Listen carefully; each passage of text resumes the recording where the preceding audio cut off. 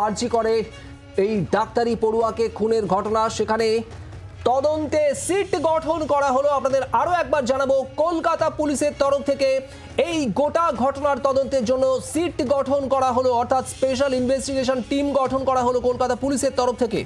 পিয়ালি আমাদের এই নিয়ে আরো জানাচ্ছেন। পিয়ালি, কি আপডেট? সিট গঠন করলো পুলিশ।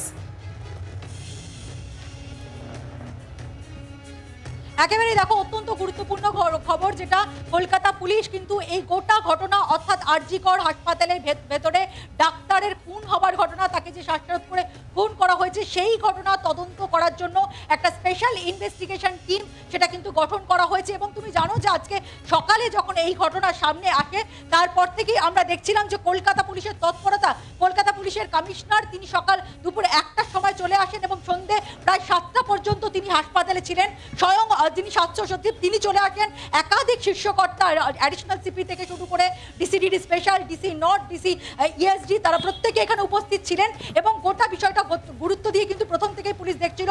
আমরা দেখি কয়েক ঘন্টার মধ্যে ফরেন্সিক টিম চলে আসে, সাইবারের টিম চলে আসে, একেবারে সায়েন্টিফিক উইং তারা চলে আসে।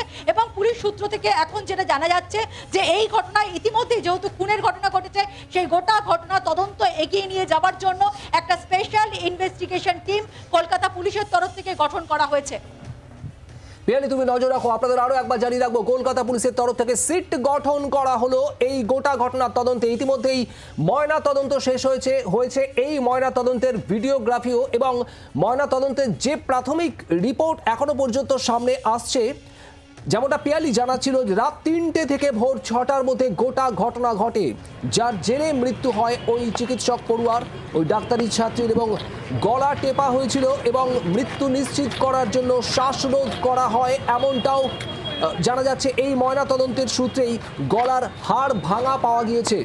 ময়নাতদন্তে এমনটাই জানা যাচ্ছে। বাংলার আওয়াজ, বাঙালির আবেগ, জি 24 ঘন্টা।